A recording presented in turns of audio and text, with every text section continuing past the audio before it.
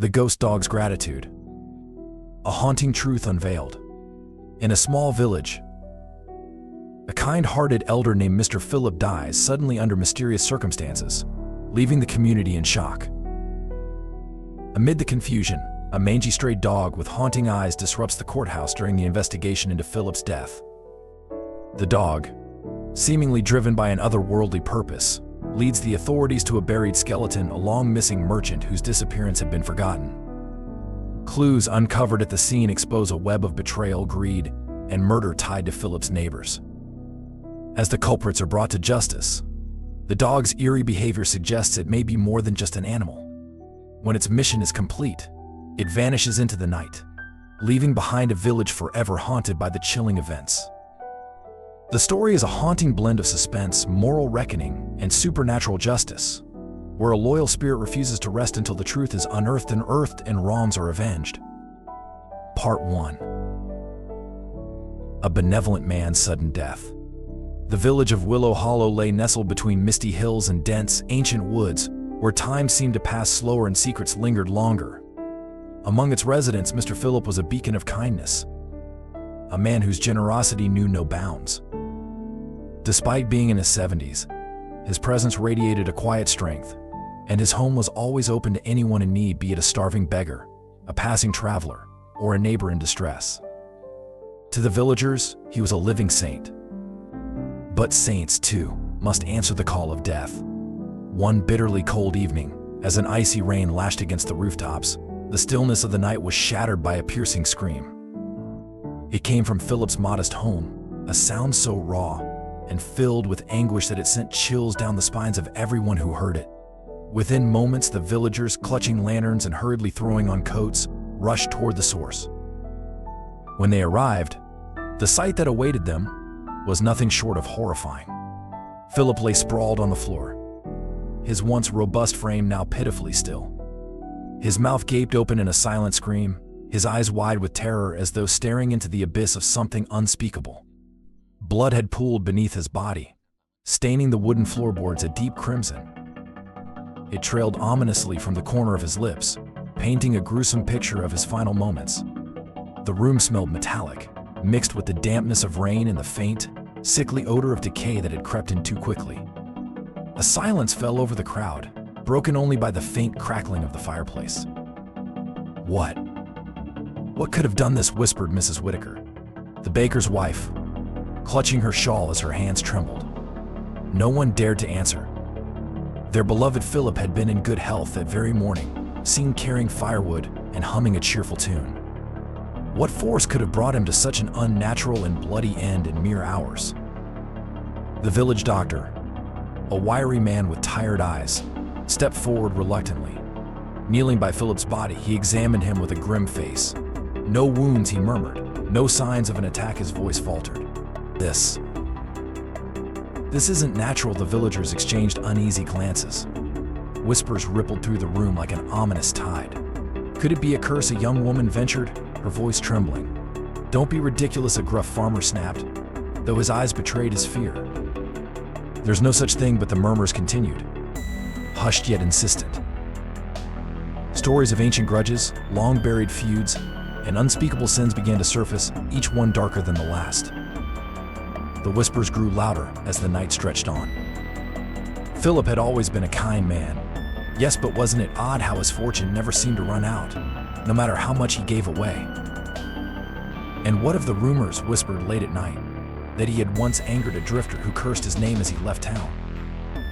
And then there were the tales of that merchant who had vanished after a visit to Willow Hollow years ago, his debt to Philip unpaid.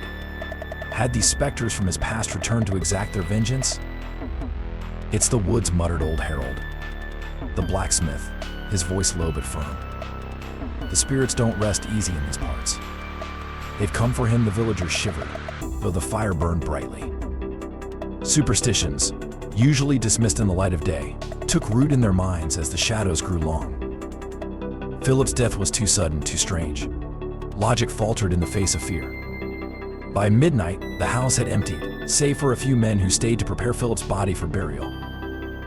The rest of the villagers retreated to their homes, locking their doors and shuttering their windows as if to keep out whatever invisible force had claimed their neighbor.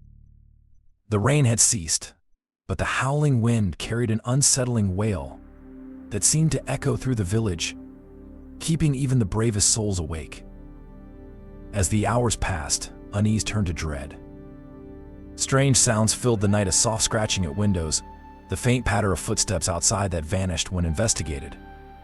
In the woods that bordered the village, the trees swayed violently, though the wind had died down.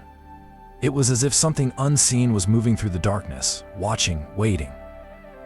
In one house, a child woke with a start, crying inconsolably. The man she wailed, pointing at the window.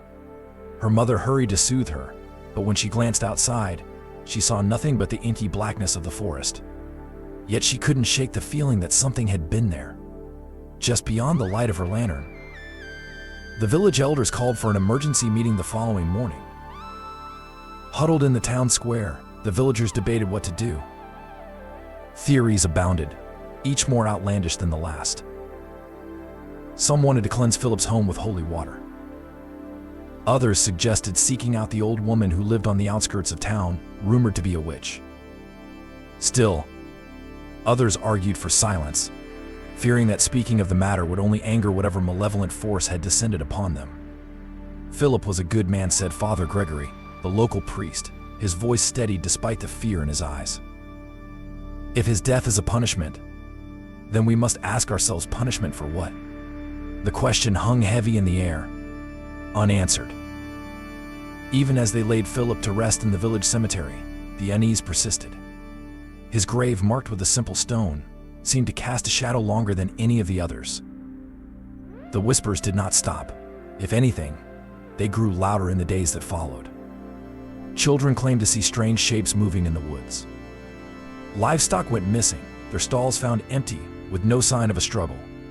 And then, one evening, as the sun dipped below the horizon and darkness swallowed Willow Hollow, an unsettling sound pierced the air, a mournful howl, low and guttural, carrying with it the weight of something ancient and unyielding.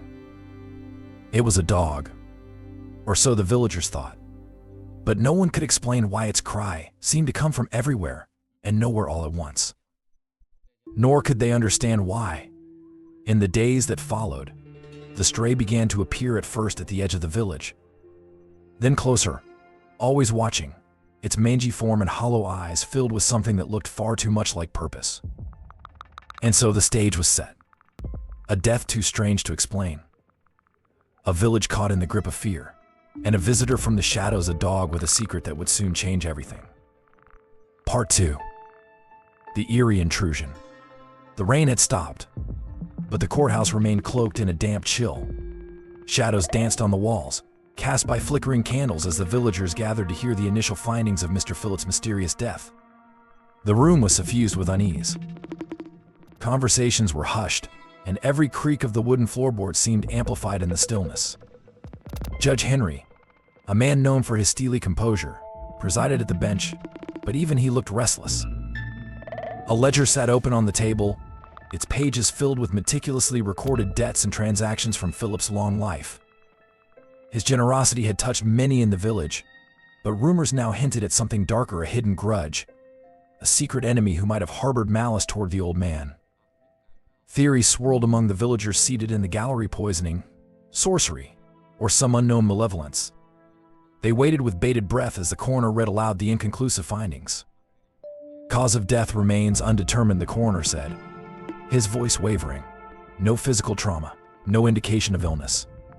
And yet he trailed off, his eyes darting nervously toward the bloodied handkerchief that had been found at the scene. The silence that followed was thick, almost suffocating. Then it happened. The courtroom doors, heavy with age, creaked open with an agonizing slowness. All heads turned toward the sound. At first there was nothing, just the faint whistle of wind slipping through the crack. But then from the darkness it emerged. A dog. Not just any dog, but a mangy, wretched creature that seemed barely alive. Its fur clung to its bony frame in patchy clumps, revealing raw, scabbed skin beneath. One of its ears was torn, and its eyes, sunken, glinting like embers, scanned the room with an intelligence that was deeply unsettling. The animal's presence seemed to draw the very warmth out of the air, leaving the villagers shivering in its wake. "What in God's name?" Judge Henry began, but his words were drowned out by a guttural howl that erupted from the dog's throat. It wasn't the bark of a normal animal. This was a cry of anguish, a sound so raw and mournful that it sent shivers down the spines of everyone present. The villagers shifted uncomfortably in their seats, some clutching their rosaries, others muttering prayers under their breath. The dog stepped forward, its claws clicking against the wooden floor. It moved with purpose, its head low but its gaze unwavering. The animal's eyes locked onto Judge Henry, and for a moment, the room felt as though it had been plunged into another world, a place where the line between the living and the dead blurred. "Get that thing out of here," the judge barked, his voice betraying a note of fear. Two bailiffs rushed forward, armed with broomsticks, but the dog didn't flinch. It stood its ground, baring yellowed teeth that glistened in the dim light. When one of the men jabbed at it, the dog let out a deep, rumbling growl that seemed to vibrate through the very floor. "Stop," the judge commanded, raising a hand. This isn't normal." The dog turned abruptly and darted toward the bench, its movements unnaturally swift for a creature so emaciated. Before anyone could react, it leapt onto the raised platform, landing with a thud mere inches from the judge. Gasps rippled through the room as the dog crouched low, its eyes boring into Henry's. Then, as if it had been waiting for this exact moment, it opened its mouth and dropped something onto the bench. A tattered piece of cloth, soaked in blood. The room erupted into chaos. Villagers screamed, some scrambling for the exit while others stared in stunned silence. Judge Henry, pale and visibly shaken, hesitated before reaching for the cloth. His hands trembled as he lifted it, holding it up to the light. The fabric was coarse and frayed, but unmistakably familiar. It was part of the merchant's robe. The same merchant who had disappeared years ago without a trace. This can't be," Henry whispered, his voice barely audible over the rising din. The dog let out another howl, this one longer and more haunting. It was as if the animal was urging them to act, to follow where it would lead. The villagers, frozen in their seats, exchanged fearful glances. The air was thick with something they couldn't name, an invisible force that pressed against their chests and made it hard to breathe. "Silence," the judge roared, slamming his gavel down. The sharp crack echoed through the room, restoring a semblance of order. He turned to the bailiffs. "Seize the dog," but as the men approached, the animal darted away with uncanny agility, leaping off the bench and landing gracefully on the floor. It bolted toward the door, pausing only to look back at the judge, its eyes flashing with what could only be described as urgency. "It wants us to follow," someone murmured, the words cutting through the tension like a blade. Judge Henry hesitated. He was a man of reason, a skeptic who dismissed superstition as the refuge of the ignorant. And yet there was something about the dog, something that defied logic, something that made his heart pound in a way he hadn't felt in years. After it, he finally ordered, his voice firm, despite the dread pooling in his stomach.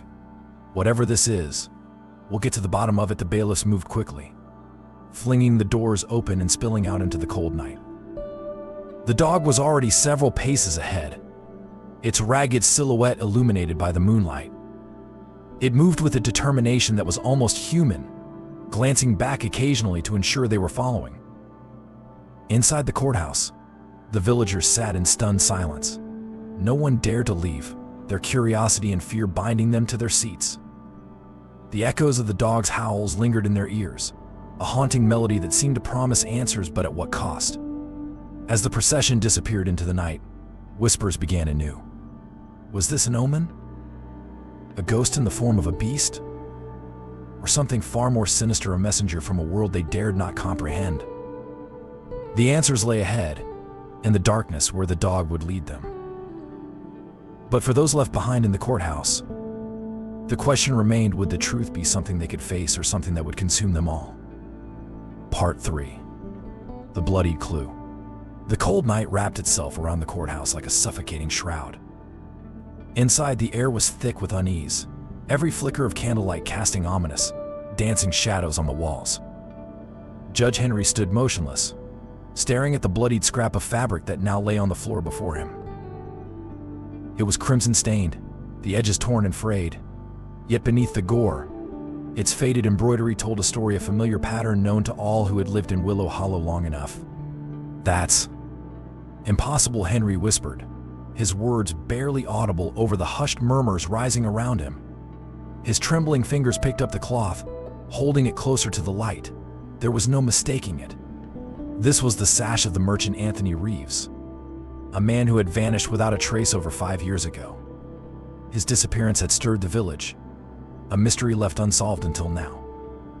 "What is the meaning of this?" Henry demanded, his voice sharp as his eyes fell upon the dog. The animal remained unnervingly still, its hollow, amber eyes fixed on the judge with an intensity that seemed almost human. The room fell silent, every villager staring at the emaciated creature with a mixture of fear and awe. No one moved.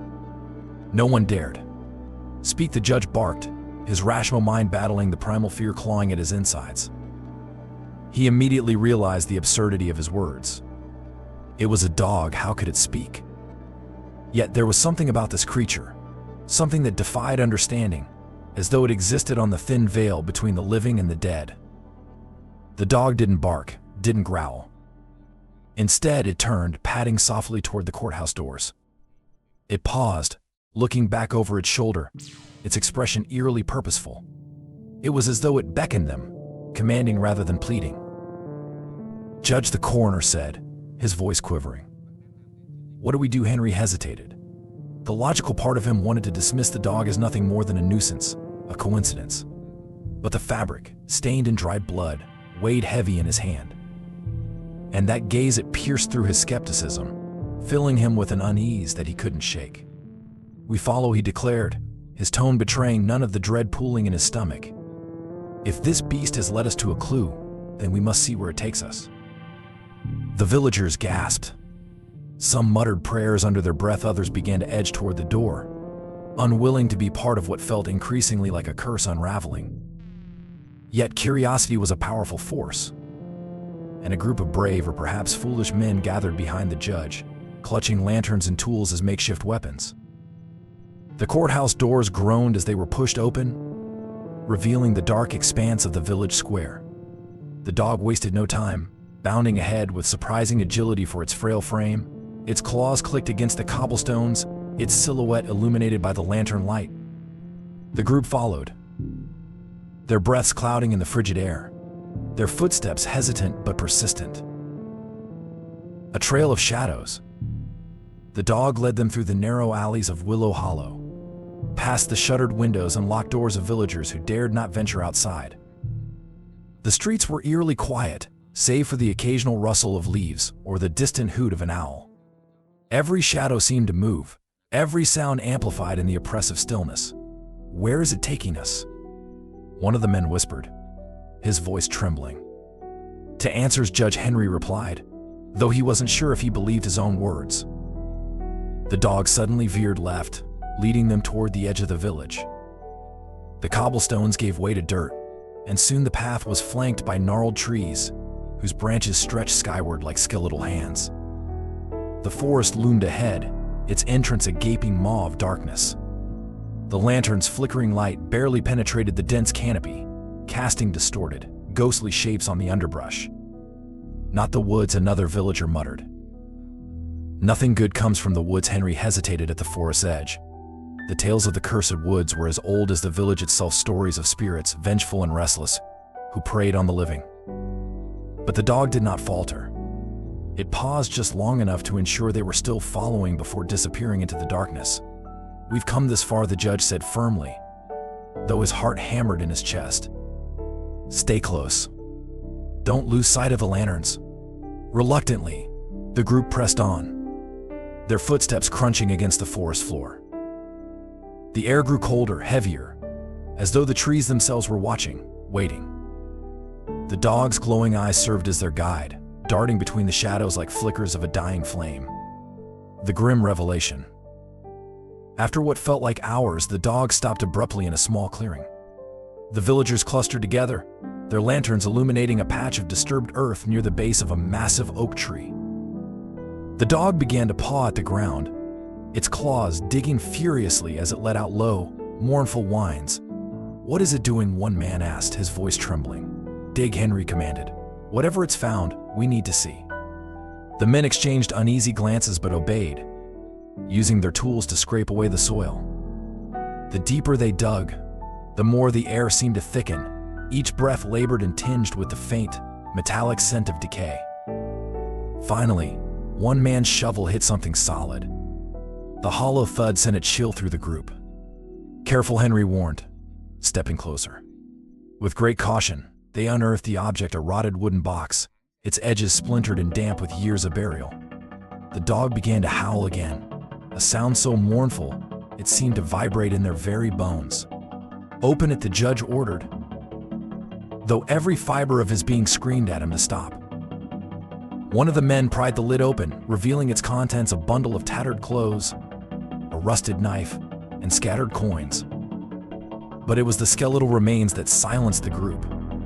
The bones were broken, twisted unnaturally, and the skull bore a gaping crack that spoke of a violent end. Clutched in one bony hand was a coin pouch, its contents spilling onto the ground, silver, tarnished but unmistakable. "It's him," Henry murmured, his voice hollow. "The merchant."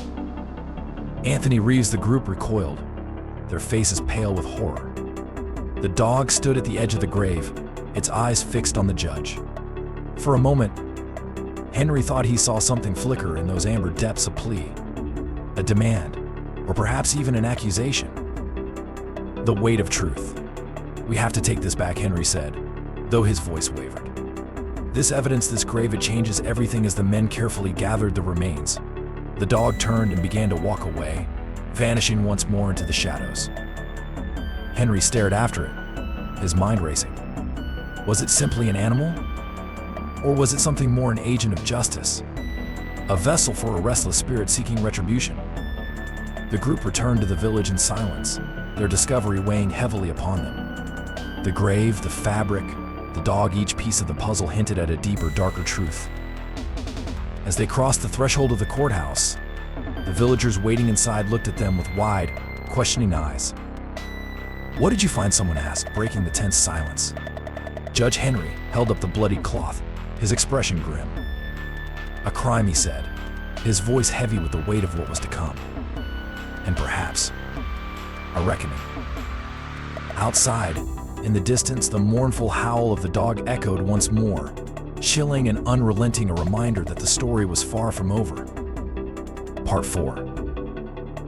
The gruesome discovery. The forest fell away behind them, and the group emerged onto a fog-draped riverbank. The moon hung low, its pale light reflecting off the rippling water, casting a ghostly glow over the scene. The dog paused at the river's edge, its emaciated frame silhouetted against the mist. It stood still, its ragged chest rising and falling with each labored breath. Then, it turned its hollow gaze to the group, its eyes seeming to implore them to act. The men hesitated, unsure of their next move. Judge Henry stepped forward, gripping his lantern tightly, the flickering flame casting uneasy shadows across his face. The dog began to paw at the muddy ground, whining softly. The sound was chilling, a mix of desperation and sorrow that sent shivers down the spines of all who heard it. "What's it doing now?" whispered one of the men, his voice barely audible over the soft lap of the river against the shore. "Digging," Henry replied grimly. "It wants us to see what lies beneath." Unearthing the past. The men exchanged wary glances but moved to obey. Using shovels in their bare hands, they began to scrape away the wet, clinging mud. The deeper they dug, the colder the air seemed to grow, as though the river itself exhaled a chilling breath with each layer of earth removed. Lantern light flickered on their strained faces, and the sound of shovels striking the ground echoed ominously in the stillness. It wasn't long before one of the men's shovels hit something solid. The hollow, muffled thud made everyone pause. "There's something here," the man said, his voice tinged with both fear and curiosity. They worked more carefully now, scraping away the remaining mud until the object came into view. It was a hand, skeletal and twisted, reaching upward from the earth, as if in a final plea for salvation. Gasps erupted from the group, and one man stumbled back, crossing himself. "God help us," murmured another, his trembling fingers clutching the edge of his lantern. "Keep going," Henry ordered, though his own voice wavered. "We need to see all of it." As the rest of the skeleton emerged, its contorted position told a silent tale of struggle and violence. The bones were broken in places, shattered as though they had borne the weight of a brutal, merciless end. Around the neck, a piece of frayed rope clung stubbornly, its fibers darkened by time and decay. The air grew thick, almost suffocating, as the realization of what they had uncovered began to sink in. Near the body, a rusted metal box lay buried in the muck. The dog whined louder, circling the discovery with nervous energy. Henry knelt to pry the box open, his hands slick with mud. The lid gave way with a reluctant creak, revealing its contents: a collection of silver coins, their surfaces tarnished but unmistakable, and a small leather ledger, warped from years of exposure. Henry's fingers trembled as he opened the ledger. The pages, though damp and fragile, still bore the marks of a meticulous record keeper. Names were scrawled in neat handwriting, alongside amounts owed and the occasional note of repayment. Henry's eyes scanned the list until two names jumped out at him, written in bold letters that seemed to leap from the page. The butcher. Philip's son-in-law. The realization hit like a thunderclap. These weren't just debts, they were ties, bindings to a past that Philip had likely tried to forget. Both men had owed substantial sums to the merchant Anthony Reeves, the same merchant whose body now lay before them. And both had been present in the village on the night of his disappearance. "This ledger," Henry said, his voice heavy with dread, "it connects them to Reeves. They owed him money." A murmur rippled through the group, growing louder as suspicion took root. "They killed him," someone said, the words cutting through the night like a blade. "They killed Reeves to erase the debt." Henry said nothing, his mind racing as he pieced together the fragments of the dark puzzle laid before him.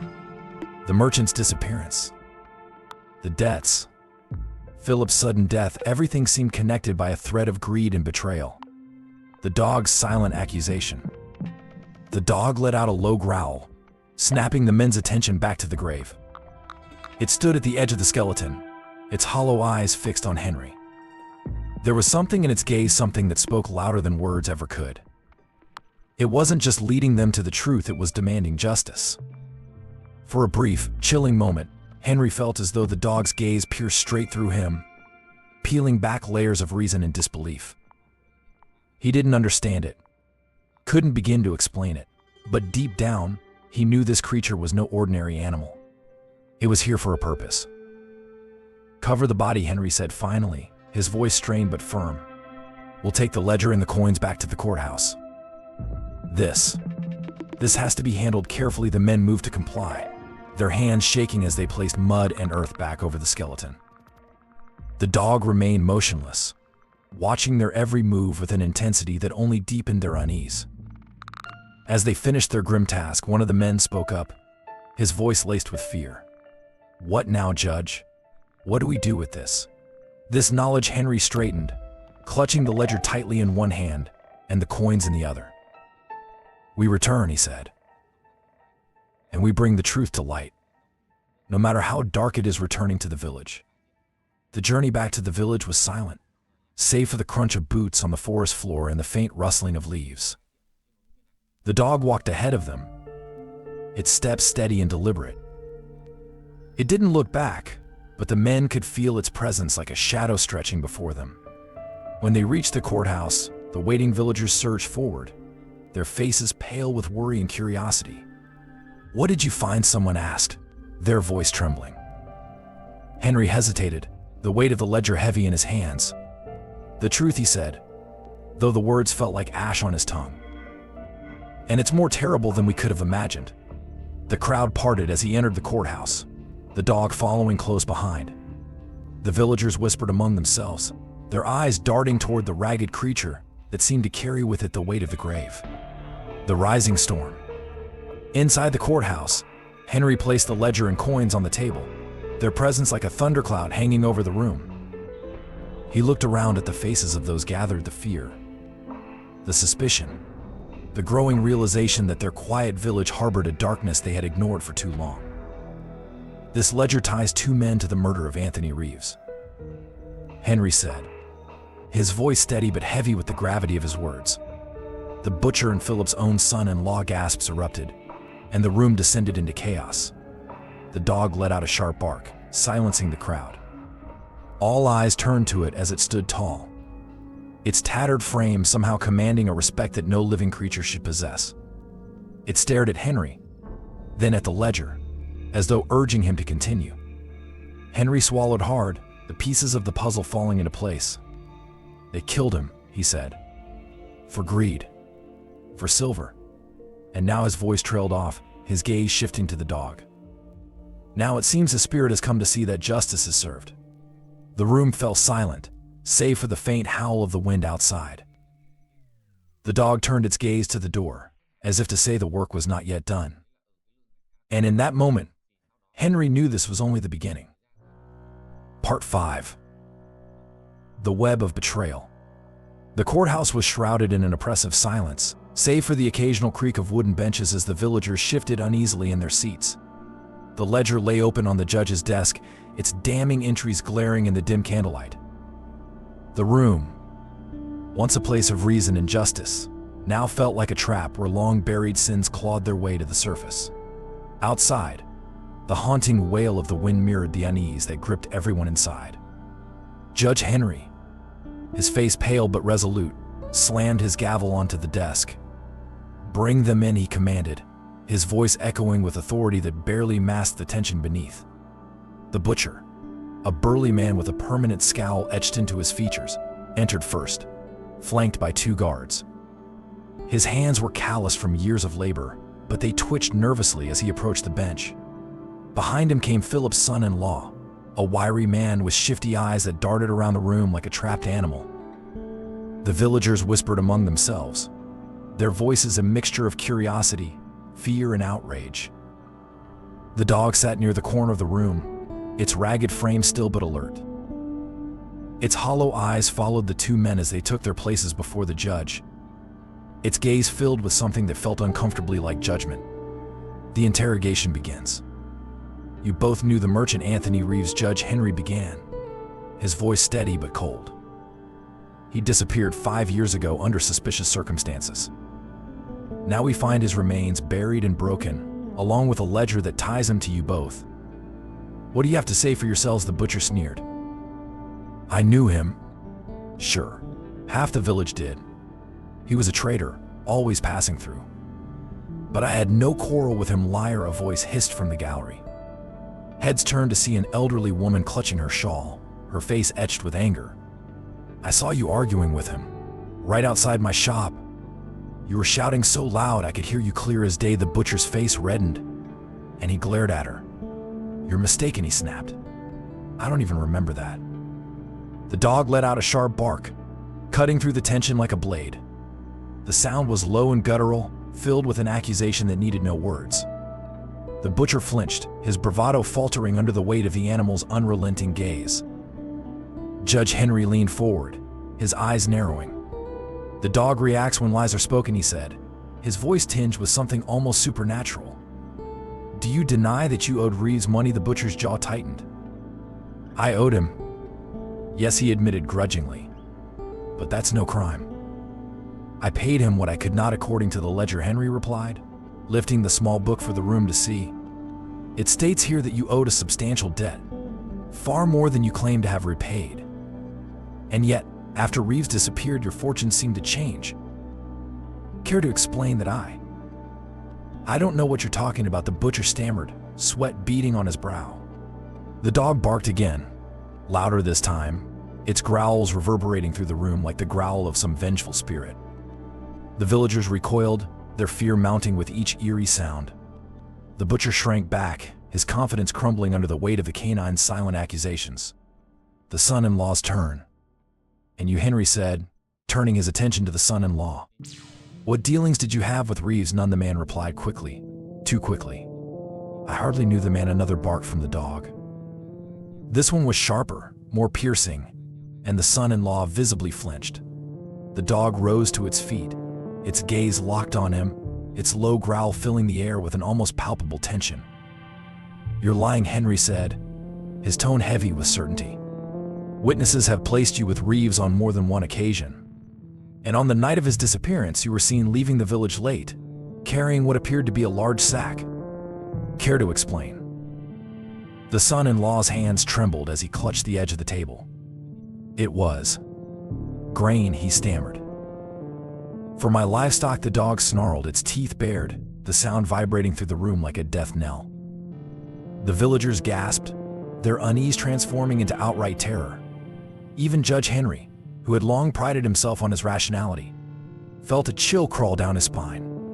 "It seems the dog knows when lies are spoken," Henry said, his voice low and deliberate. "And it does not seem to believe you." Witnesses come forward. One by one, witnesses stepped forward. An elderly shopkeeper recounted hearing the butcher threaten Reeves, his words laced with fury over an unpaid debt. A young farmer described seeing the son-in-law arguing with Reeves near the riverbank on the very night he disappeared. Each testimony painted a picture of greed, betrayal, and violence. The dog's barks punctuated the proceedings, reacting with unerring precision to every falsehood uttered. The villagers began to murmur amongst themselves, their fear giving way to anger. The butcher and the son-in-law were no longer just suspects, they were villains, and the weight of their guilt seemed to fill the room like a storm cloud. "I didn't kill him," the son-in-law finally shouted, his voice cracking with desperation. "I had nothing to do with it." But the dog lunged forward, its growl so ferocious that the guards had to intervene. It stopped short, its hollow eyes burning with fury, as it stood inches away from the trembling man. Its presence was more than physical, it was a manifestation of something ancient, something unrelenting. "Enough," Henry roared, slamming his gavel down. "We have heard enough." The revelation. The room fell silent as Henry rose from his seat, his face grim. "The evidence is overwhelming," he said. "The ledger ties you both to Reeves. Witnesses place you with him on the night of his disappearance. And now we find his remains, buried along with the debts you so desperately sought to erase. This is no coincidence." The butcher tried to speak, but the words died in his throat. The son-in-law sank into his seat, his head in his hands, his body trembling. The villagers watched, their expressions a mixture of horror and vindication.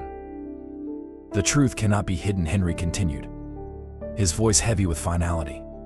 "Not from this court, and not from the spirit of the man you wronged." The dog let out one final bark, a sound that echoed through the courthouse and sent shivers down the spines of all who heard it. It then turned and walked to the center of the room, sitting down as if awaiting the judge's next move. The weight of justice. Henry's gaze fell upon the dog, and for a moment he felt as though he were looking into the eyes of the merchant himself. "Justice will be served," he said, though the words felt as much a promise to the animal as they did to the villagers. Outside, the wind howled, carrying with it the mournful cries of a world where the dead refused to rest. The butcher and the son-in-law were led away in chains, their fate sealed by the weight of the evidence and the unrelenting gaze of the strange, vengeful dog. But even as the courthouse emptied and the villagers returned to their homes, the sense of unease lingered. The dog remained, its presence a stark reminder that while justice had been served, the price of betrayal was never fully paid. And as the night deepened, its low growl could still be heard, echoing through the empty halls like the voice of the grave itself. Part 6. The culprits revealed. The courthouse was thick with tension, a tangible weight that pressed down on everyone inside. The villagers who had gathered to witness the proceedings leaned forward in their seats, their breaths held in anticipation. The air was heavy with the acrid scent of fear and sweat as Judge Henry stood at his desk, his expression grim. In the flickering candlelight, the butcher and the son-in-law sat before him, their faces pale and slick with desperation. The dog sat silently in the corner, its hollow eyes fixed on the accused. It hadn't barked for some time, but its presence was enough to unnerve even the bravest among them. It was a living, breathing shadow of judgment, and the room felt colder because of it. Judge Henry straightened, his voice cutting through the thick silence. "You have been accused of a heinous crime, the murder of Anthony Reeves and the desecration of his remains. The evidence against you is overwhelming. The ledger, the testimonies, and now the remains, everything points to your guilt. The butcher clenched his fists, his jaw tightening as he glared at the floor. The son-in-law fidgeted in his seat, his shifty eyes darting around the room, looking for an escape that wasn't there. "Do you deny it?" Henry asked, his tone low but commanding. Neither man spoke. The villagers began to murmur, their whispers swelling into a wave of accusations and outrage. The dog let out a low growl, silencing the crowd instantly. It stood, its bony frame casting a grotesque shadow on the wall, and took a step forward. Its presence felt heavier, its judgment palpable, breaking under pressure. The butcher was the first to crack. His broad shoulders slumped as though the weight of his guilt had finally crushed him. He looked up at the judge, his face twisted in anguish. "Fine," he spat, his voice breaking. "I did it. I lured Reeves to the woods that night." Gasps rippled through the courtroom. The villagers leaned closer, their faces pale with shock. The butcher's confession hung in the air like a storm cloud, dark and suffocating. "I told him I had the money I owed him," the butcher continued, his voice trembling with a mix of anger and despair. "But I didn't. I was drowning in debt, and Reeves, he wouldn't let it go. I couldn't take it anymore." The dog let out a single bark, sharp and cutting, as though urging him to continue. The butcher flinched but pressed on. "I met him by the river," he said, his eyes filling with tears. "I hit him. He fell, and when he didn't get up, his voice cracked, and he buried his face in his hands. I panicked. I thought if I buried him, no one would know. I took his silver and left him there." The room erupted into chaos. Villagers shouted, some with anger, others with disbelief. Judge Henry slammed his gavel, demanding order, but his eyes remained fixed on the butcher. "And you," Henry said, turning to the son-in-law, his voice laced with cold fury. "What role did you play in this?" The son-in-law shook his head furiously, his hands raised as if to ward off the accusation. "I didn't kill him," he cried. "That was him." He jabbed a finger toward the butcher, his voice rising in pitch. "I wasn't even there." Another bark from the dog, louder and more menacing. It stepped closer to the son-in-law, its hollow eyes boring into him. The man recoiled, his face draining of color. "I swear," he stammered. I only found out after it happened. He told me what he'd done and I helped him cover it up. I didn't want to." "But he threatened me, liar," the butcher roared, surging to his feet. "You helped because you wanted a share of the silver. You wanted to line your pockets, just like I did." The son-in-law's mouth opened and closed, but no words came out. The villagers erupted again, their outrage boiling over. Some shouted for justice, others called for blood. The dog barked once more, silencing the room with a sound that seemed to echo beyond the physical walls, chilling them to their cores. The sentence. Judge Henry stood, his face pale but resolute. "Enough," he said, his voice cutting through the noise like a blade. "The truth has been laid bare." He turned his gaze to the butcher, then to the son-in-law. "You, both of you, are guilty of the most grievous crime. You took the life of an innocent man out of greed and desperation. You desecrated his remains and robbed him of the dignity he deserved." The accused men stared at the floor, their faces twisted with fear and shame. The villagers watched in silence, their anger giving way to a heavy sadness. "For your crimes," Henry continued, his voice steady, "you are both sentenced to death. The law demands it, and justice will not be denied." The room fell silent, the weight of the sentence settling over everyone like a shroud. The butcher slumped in his seat, his face hollow with defeat. The son-in-law let out a strangled sob, his body trembling. The dog's judgment. The dog stepped forward, its movements deliberate and slow. It stopped in front of the two men, its gaze unwavering. For a moment, it seemed to grow larger, its presence more overwhelming, more otherworldly. The air grew colder, and the candles flickered as though an unseen wind had swept through the room. The butcher and the son-in-law refused to meet its gaze, their heads bowed in shame. The dog let out a low growl, a sound that seemed to reverberate through the very bones of those present. It was not a sound of anger. but a finality, a judgment rendered, a fate sealed. As the guards approached to lead the condemned men away, the dog sat back down in its corner, its eyes still fixed on them. It did not bark again, nor did it move. It simply watched, a silent sentinel, ensuring that justice was served. The aftermath. The villagers filed out of the courthouse in silence, their faces pale and drawn. The truth, now exposed, weighed heavily on them all. Anthony Reeves, a man they had once known and forgotten, had been avenged not by their hands, but by something greater, something they could not fully comprehend. Judge Henry remained at his desk long after the room had emptied. The dog still sat in the corner, its gaze now soft but no less unsettling. For the first time, Henry allowed himself to wonder, what was this creature? A spirit? A messenger? Or something beyond his understanding? As the night deepened, the courthouse grew still. The dog rose, padding silently to the door. It paused, looking back at Henry one last time.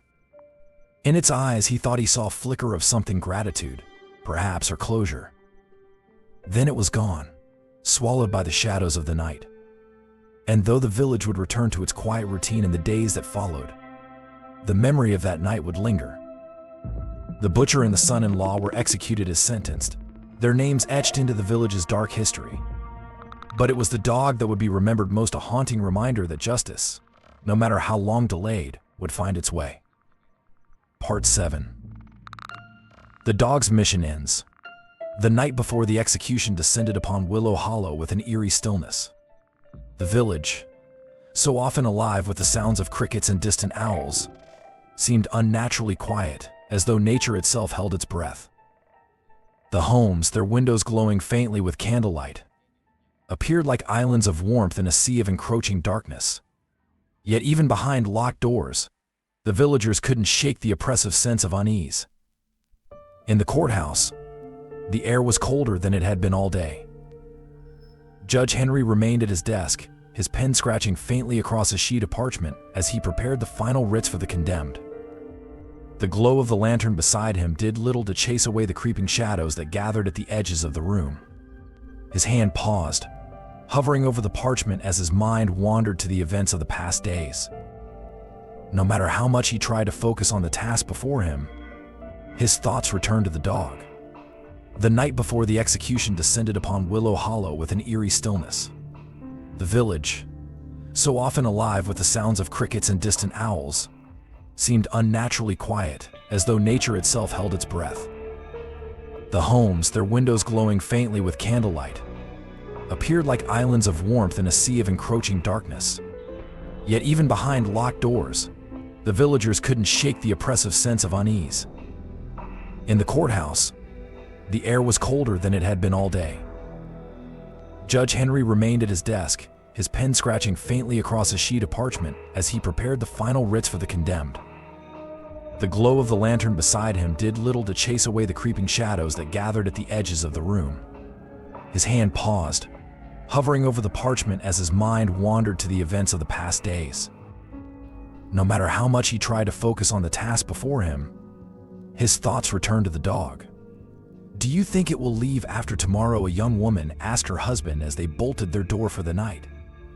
"If it does, it will take the darkness with it," he replied, though his tone carried more hope than certainty. In the farthest corner of the village, the condemned men sat in their cells. The butcher leaned against the cold stone wall, his face drawn with exhaustion. The son-in-law paced back and forth, his footsteps echoing faintly in the narrow space. Neither man spoke, but their fear was palpable, hanging heavy in the air. When the son-in-law's eyes caught sight of the dog sitting just beyond the bars, he froze. It hadn't moved since it had followed them to the holding cells after the trial. Its presence unnerved him in a way that the villagers' condemnation had not. "Why does it just sit there?" he hissed, his voice trembling. "Why doesn't it leave?" The butcher opened his mouth to reply but thought better of it. What was there to say? Neither man could explain the dog's unnatural vigilance, nor the way its gaze seemed to strip away every defense, every excuse. It simply sat, silent and immovable, as though it were waiting. The final night. As the hours crept toward midnight, the village seemed to hold its breath. Judge Henry had retired to his quarters, though sleep eluded him. He sat by the window, staring out into the moonlit streets. The dog's image lingered in his mind, a ghostly presence that felt more real than anything else in recent days. In the courthouse, the dog rose slowly to its feet. Its movements were deliberate, as though the weight of the past days had aged it beyond its already haggard form. It padded quietly to the door, its claws clicking faintly against the wooden floor. Without a glance back, it stepped out into the night. The disappearance. The dog walked through the village with an almost spectral quality. The moonlight illuminated its ragged frame, highlighting every patch of missing fur, every scar etched into its gaunt body. It moved with purpose, yet there was no urgency in its steps, only a calm resolve. It passed by the locked homes of the villagers, its shadow sliding across their walls like a fleeting specter. Inside, those still awake felt its presence, though they could not see it.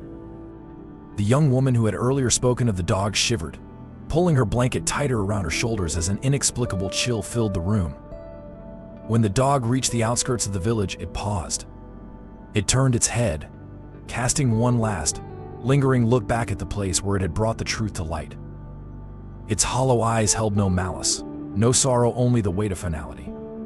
Then it stepped into the darkness, its form swallowed by the shadows of the forest. The morning after, when dawn broke, the execution day arrived with a heavy fog that clung to the village like a shroud. The villagers gathered in the square, their faces somber as they awaited the grim proceedings. The condemned men were brought forward, their heads bowed, their expressions hollow. But as the crowd grew, someone noticed the absence that hung over the scene like a missing piece of a puzzle. "The dog," a voice whispered. "Where is the dog?" The murmurs spread quickly. The dog, which had been an unrelenting presence throughout the trial and sentencing, was nowhere to be seen. Its corner in the courthouse was empty, and no one in the village had seen it since the previous night. Judge Henry stood at the gallows, his gaze sweeping over the crowd. The question was etched into every face, but no one dared to voice it aloud. He looked toward the edge of the forest, half expecting to see the creature watching from the shadows. But there was nothing. A haunting legacy. As the execution was carried out, the weight of the dog's absence pressed heavily on the villagers. Its disappearance felt both a relief and a loss, as though an unseen force had lifted but left behind an indelible mark. Some claimed that the dog had been a spirit sent to deliver justice for Anthony Reeves, its task complete now that the guilty had been punished. Others whispered that it had been the merchant himself, returned in another form to see that his murder was not forgotten. Whatever the truth, the dog was never seen again, but its presence lingered in the memories of the villagers. At night, when the wind howled through the streets, some swore they could still hear the faint echo of its bark, a reminder of the darkness that had been uncovered and the justice that had been served. Judge Henry would later write in his private journal, "The dog left us on the night before justice was carried out, as though its purpose had been fulfilled. I cannot explain its presence, nor can I dismiss the weight of its gaze. It was as if the soul of Reeves himself stood in judgment, ensuring that the truth could not be buried. Perhaps, in the end, it was not we who delivered justice, but something far greater." The village eventually returned to its quiet routines, but the story of the dog lived on, passed down through generations. It became a legend, a cautionary tale about the weight of guilt and the inevitability of truth. And though the dog was gone, its legacy remained a spectral reminder that justice, no matter how long it takes, will always find its way. Part 8. Whispers of the Supernatural. The dog's disappearance left a haunting void in Willow Hollow. The village, already weighed down by the grim executions, now found itself entangled in a new kind of fear and uncanny sense that the story was not truly over. The condemned men had paid with their lives, but their deaths did little to erase the lingering unease that clung to the villagers like a second skin. By the second night after the dog's vanishing, whispers had begun to spread. They started as faint murmurings, passed in hushed tones around hearths and whispered between breaths in the marketplace. By the end of the week, those whispers had swelled into something much larger, a collective belief that the dog had not been a mere animal, but something far more otherworldly. The spirit of the merchant. "It was him," said old Harold, the blacksmith, his voice shaking with conviction. His leathery hands gripped his mug as he leaned closer to the group of villagers gathered around the tavern's flickering fire. "Anthony Reeves." The merchant came back to avenge himself. Some nodded, their faces pale but rapt with attention. Others glanced nervously at the door, as if expecting the spectral dog to walk in at any moment. "I heard it howling," said a young woman, her voice barely above a whisper. "The night before the executions. Near the riverbank," another chimed in, his voice trembling. "Not just the riverbank. My son said he saw it near Philip's grave. Said it was sitting there, just staring at the headstone." The room grew colder, the fire's warmth doing little to chase away the chill that settled over the gathered villagers. They all remembered Philip's sudden, bloody death, the event that had set the whole chain of horrors into motion. Now, the idea that the dog had been something more than a creature felt disturbingly plausible. The howls in the night.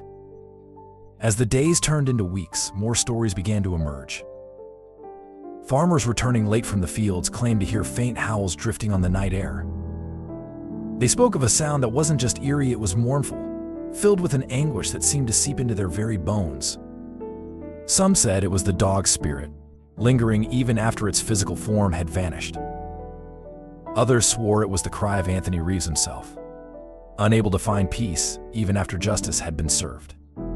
Near the riverbank, where the merchant's remains had been unearthed, children began to avoid the area altogether. The once popular fishing spot now felt tainted, its waters dark and foreboding. Those brave or foolish enough to venture close spoke of an unsettling presence, a feeling of being watched by something unseen. They said the air there was heavier, as though the earth still carried the weight of the secrets it had buried for so long. One night, a group of villagers dared to approach the site with lanterns and tools, determined to prove there was nothing to fear. But as they neared the riverbank, a chilling sound stopped them in their tracks, a low, guttural growl that seemed to rise from the very ground beneath them. The lanterns flickered, their flames struggling against a sudden gust of wind, and the men fled, their courage evaporating in the face of the unknown. The grave of Philip. Philip's grave, too, became a focal point for the supernatural whispers. The caretaker of the cemetery, a quiet man named Amos, began to speak of strange occurrences near the old man's resting place. Sometimes, Amos told the villagers, his voice quivering, "I see paw prints in the dirt around his grave. Not fresh ones, no. They look old, like they've been there forever. And sometimes at night I hear scratching, like something trying to dig." The villagers listened in horror, their imaginations running wild. The idea that Philip's death was somehow tied to the dog or the merchant's spirit took root in their minds. The pieces of the story began to shift and twist, creating a tapestry of fear and fascination that no one could unravel completely. A growing superstition. The tales grew more elaborate with each retelling. Some claimed the dog had been a guardian spirit, protecting the innocent and punishing the guilty. Others believed it was Reeves himself, his soul trapped in a liminal form until his murderers were brought to justice. A few even suggested that Philip had been complicit in the crime, and that the dog's presence had driven him to a sudden and bloody end. What if it was Philip who betrayed Reeves? One woman speculated, her voice hushed but urgent. Maybe the dog came back to punish him, too. The theory gained traction among the villagers, their fear twisting into something more sinister. Philip, once revered for his generosity, was now the subject of suspicion. His acts of kindness were reinterpreted as guilt-ridden atonement, his sudden death seen as divine retribution. The dog's legacy. Despite the growing fear, some villagers found a strange comfort in the dog's story. To them, its presence had been a reminder that justice, no matter how delayed, would always find its way. The merchant's death, once a mystery, had been solved not by the courts or the townsfolk, but by a force beyond their understanding. Even Judge Henry, a man of reason and logic, could not shake the image of the dog from his mind. He spent many sleepless nights replaying the events in his head, trying to find a rational explanation. But no matter how he turned the pieces, the dog remained an enigma. In his journal, He wrote, "There are forces in this world that defy explanation, that exist beyond the bounds of logic and law." The dog was not just a witness to our sins, it was a catalyst, a harbinger of truth. Perhaps it was sent to remind us that justice is not ours alone to wield. The final howl. 1 month after the executions, a group of villagers claimed to hear the dog's howl one last time. It was faint, carried on the wind, but unmistakable. It came from the direction of the forest, fading slowly until it was gone entirely. Those who heard it swore it was a farewell, a final acknowledgement that its mission had been completed. Others believed it was the merchant's spirit, finally crossing over into peace. Whatever the truth, the howl marked the end of the strange and haunting chapter in Willow Hollow's history. A haunting reminder. The story of the dog became legend, passed down through generations as both a warning and a comfort. It was said that if the village ever harbored another terrible secret, the dog would return, its mournful cries echoing through the streets once more. Though the dog was gone, its presence lingered in the hearts of the villagers. Every now and then, someone claimed to see its shadow at the edge of the forest or hear its bark carried on the wind. And each time they were reminded of the darkness that had been uncovered and the justice that had been demanded. The riverbank and the graveyard remained places of quiet unease, their shadows longer and their silence heavier. But even in their fear, the villagers found a strange solace in the thought that some mysteries were not meant to be understood, and some justice could only be delivered by forces beyond their comprehension. In the end, the dog left more than paw prints in the dirt. It left a mark on their very souls, a reminder that no sin could stay buried forever, and no truth could remain hidden for long. Part 9. The Haunting Legacy. The executions had come and gone, but Willow Hollow was forever changed. The once quiet village, known for its simple charms and tranquil routines, now bore the weight of a story too dark to forget. Whispers of betrayal, supernatural justice, and the enigmatic dog that had unmasked the truth seeped into every corner of life. No one could pass the riverbank or the graveyard without feeling a chill, as though the shadows themselves carried memories of what had transpired. A place of superstition. The riverbank, once a favorite fishing and gathering spot, became a place of dread.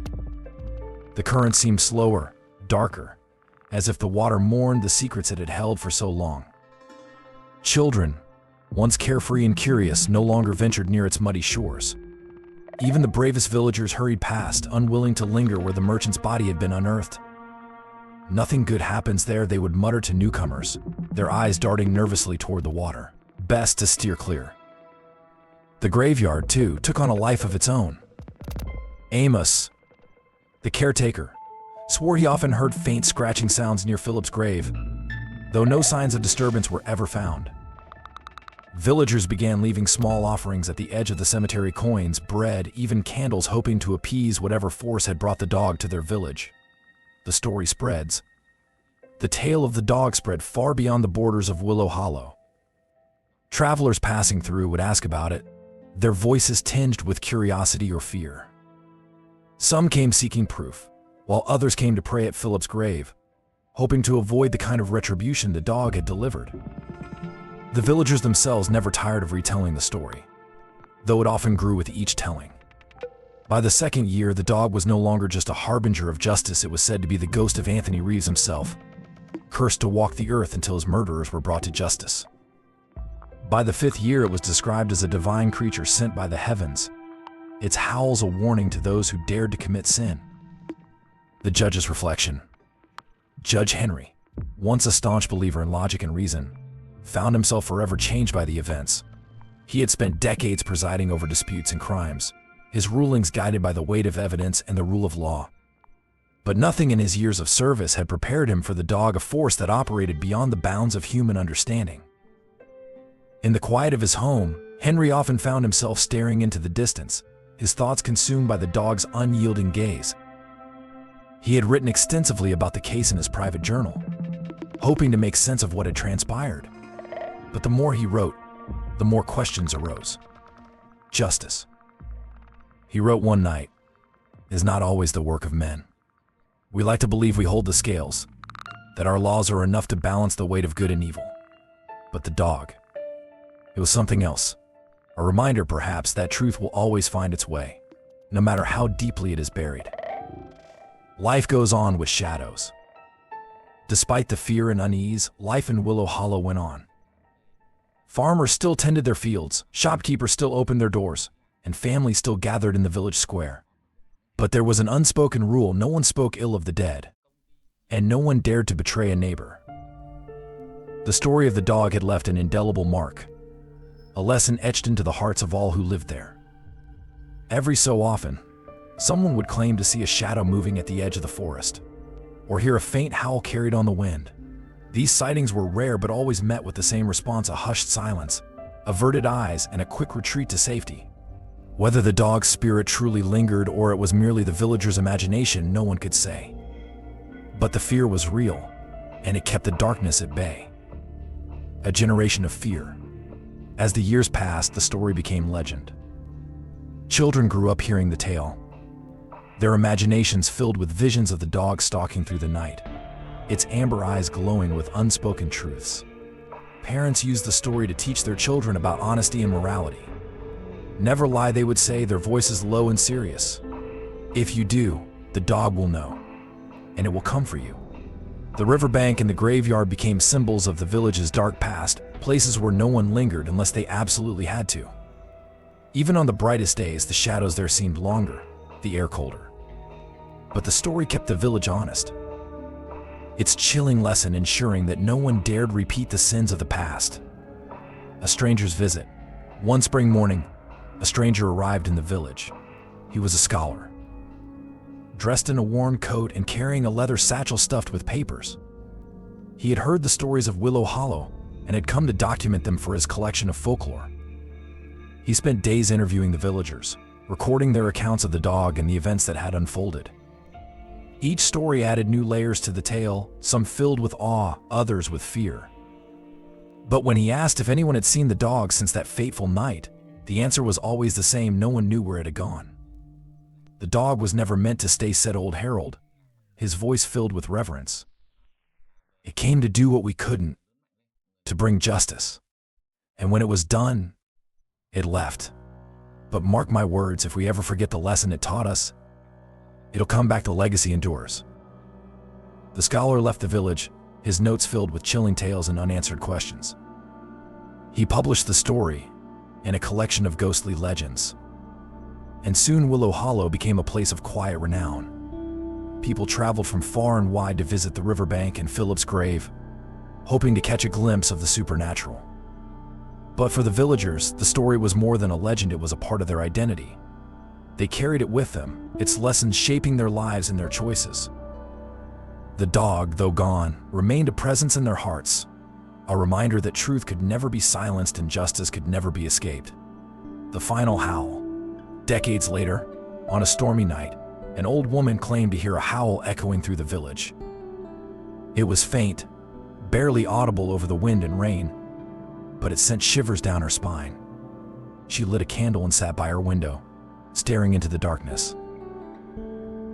The sound came again, mournful and distant, as though carried from another world. "It's here," she whispered, clutching her shawl tightly. It's watching. The howl faded into the night, leaving behind a heavy silence. Whether it was the dog's spirit or merely the wind, no one could say. But in Willow Hollow, the story of the dog was never truly over. And somewhere, in the depths of the forest or the shadows of memory, the dog waited, ready to return when it was needed most.